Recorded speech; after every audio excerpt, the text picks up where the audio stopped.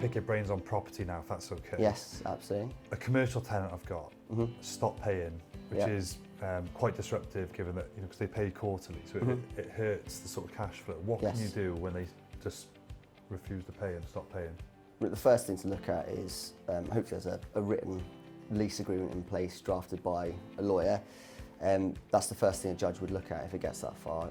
Usually, more often than not, they don't get to a judge, but immediately a judge in a commercial context is going to say, this is a commercial agreement, what's in black and white is usually subject to limited arguments, is what he's going to try and determine. So that's why you want that lease to be well drafted and set out what you can do. There might be accompanying that a rent deposit deed, so you can dip into that short term to pay yourself immediately out of a deed, money you already hold pursuant to that deed, and then demand the tenant top it back up again. So there's that you can run short term. But long term, clients of mine particularly, they like to train a tenant, I suppose, is a way of looking at it, but explain to a tenant, look, this is a commercial contract, you've got obligations. If you don't pay on time, then you're going to be getting a letter from me or my solicitors to say, if you don't pay, we're going to potentially sue. And the lease would include in there, or should include in there, that you need to pay on time, and that would include insurance, rent, other issues like that, legal costs in addition. So you would charge your tenant the privilege of your legal costs on top. If you win, then you get all that back. It's a contractual right to costs. There's usually indemnity in there to say that if you've suffered loss as a result of their breaches, then you can recover under that clause as well. And so you'd run them together. There's usually an express costs paragraph in there to say, if you breach, you have to chase you and pay for lawyers, or if you don't repair the property sufficiently, then I'm going to charge you for my surveyor and my lawyers as well. So it's crucial that you get all that in there, because in a commercial context, as I said, that's what a judge looks at. Consumers are much more protected in that sort of area.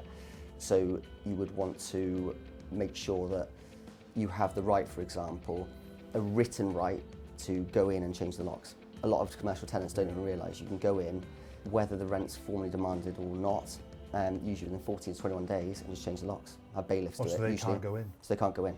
You need to be really careful if there's a... check with you guys first. Oh, definitely, because, and there's case law around this, solicitors have been found to be negligent for advising clients to go in and change locks, and then they subsequently find out there's a flat as part of the commercial tenancy, and then they're on the receiving end of an unlawful eviction suit and damages because they prevented someone accessing their property, their residential space.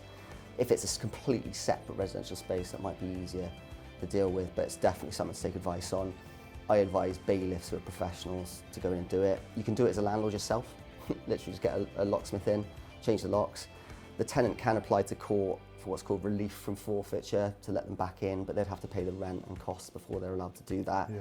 But the benefit in having bailiffs is they would take meter readings, they know what they're doing, they put a notice on the front of the property explaining what's happened, and they're a bit more removed from it than you are. And there's also, if that tenant has possessions in there, you are in control of those possessions. So if you, I don't know, lose them or whatever, that tenant can sue you for losing his possessions. Not as simple as it sounds. And you'd have to send them a notice to say, we've got your possessions, come and collect them at a time to be agreed between us, or we're going to sell them.